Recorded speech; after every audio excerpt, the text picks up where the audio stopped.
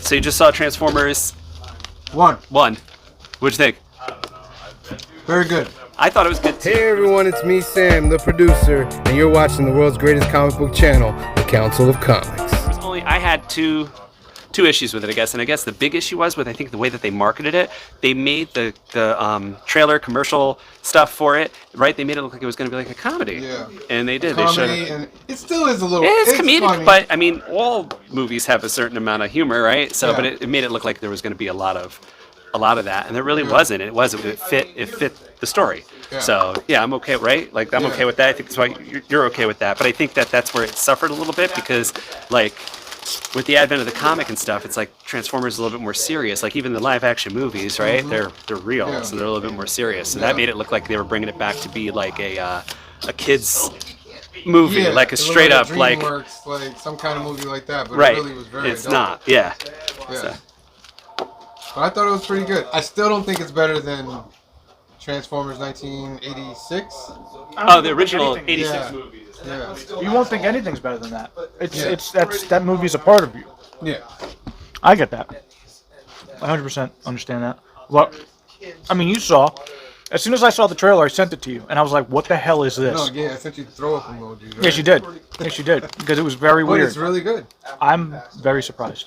The transformation of, pun intended, of Optimus and Megatron's rise and how they become who they are. Very dope. Wow. Very dope. I'm very surprised. Yeah. And who were the voice actors? Chris Hemsworth is Optimus Prime. How do you sound? For the movie, it was okay. Okay. You know, I understand why they did it, but the only part that gets me is I don't like the lip talking Optimus Prime. Lip talking? Yeah. I hear you. I am Optimus Prime. Like, no, his lips don't move. It's more like this. I am Optimus Prime. Exactly. I mean, I felt the same way in the Michael Bay movies. I was like, it seemed pretty off-putting. Yeah, I don't like that. But the Transformers I technically grew up with was Beast Wars. So I was used to that kind of Beast Wars was really good because it tied in the original Generation 1 It did do stuff that too, into like really well, like Ghost of Starscream with Waspinator and the fact that the I mean, almost like the reason that they were on Earth was to protect their former selves, right? Like the original G1 Transformers. So I thought that was really well done. And what came after? Beast Machines? That shit sucked. You thought it sucked? I thought it was fugly. Like, I thought the animation was very off-putting to me. It was weird because I think Beast Machines was dope. Now that I'm thinking about it, the animation was really good on that. Well, I thought that they kind of stepped up the animation a little bit, but they also they also like stepped back because like in Beast Wars, if you remember, right, there's like no background. And that's to save on money and tech, you know what I mean? Like there's like maybe a rock, but like everything else is just like brown when they're fighting and stuff. It works to make them pop, right? But also it's cheap.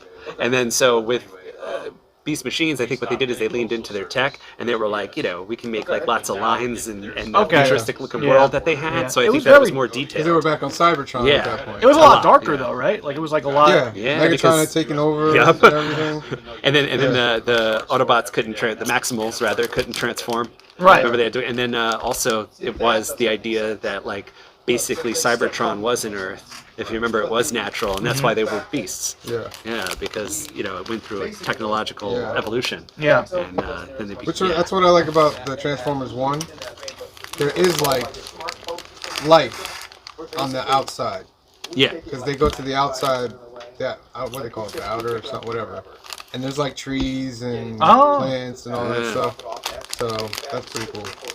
The other thing that kind of about the Transformers 1, I think there was two things. There was marketing, and the second thing was Chris Hemsworth. Sorry, I just heard Chris Hemsworth's voice for Optimus, and that was like took me out of it a little bit. Just me, but he did a good job. That was the other thing. He did a good job, but he had to say, you know, I am Optimus Prime at the end. So then it was like, he's kind of bridging the gap. But no, that's the thing. Cullen. He intentionally didn't do Peter Cullen, which was good.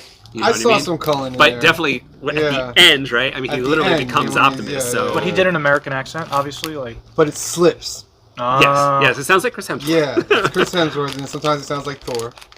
And he wasn't putting on a voice. He wasn't like, And I had seen an interview with him where he said he didn't want to. He's like, Peter Cullen is Peter Cullen, and he is Optimus. So he's like, I have to do something different anyway. I'm not just going to mimic him. Nice. If that's the case, right? Just get Peter Cullen. Right? How's Megatron's voice? It's good too. Good, better at the end when he actually becomes Megatron. Okay. In the beginning, it's just like, it's Brian Tyree Henry, I think is his voice. Okay. It's okay in the beginning, but like he's not Megatron in the beginning. No. He becomes angrier as the movie goes along, and then when he finally like Megatron's up, he's Megatron. Yeah. So who was it? Was those two, and then what, like RC or something? Lita 1. Bumblebee. Of course, Bumblebee, right? And that was the only part of the course is Bumblebee. Yeah, I know. Those were the main ones. In the comic book, they killed him. So. Yeah. They had the Primes who were cool. They had the Quintessons. All the Decepticons. Soundwave, Shockwave. I think that's the original guy for Soundwave. Autobots. I think it's the original guy. They made it sounds like his inflections and all that stuff. Just more updated. Right. Starscream was... Who is it? He sounds like the guy from Boardwalk Empire. Who's the lead guy in that? Steve Buscemi? Buscemi. Sounds like him a little bit. I don't think it's Steve Buscemi. No, I don't think it was. But it's that style of talk. But then, like, Megatron crushes his throat box. And that's why he sounds like... yeah. That's pretty cool. Yeah. I'm glad it was good. Yeah, it was good. I'm really glad it was good. I can feel the energy flow. So intense how the energy glow. When my energy low, that's when my enemies show. I let my enemies know. I take my enemy's soul and burn my enemy's gold.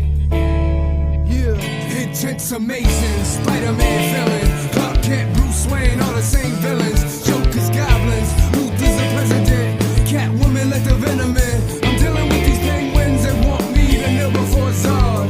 It's a job for Castle. Through roads like a war machine to find Destro's castle. Xavier schools filled with fools, teaching young mutants how to misuse the powers with which we all fuse. America's frozen in ice. Wonder Woman's disappeared into the night.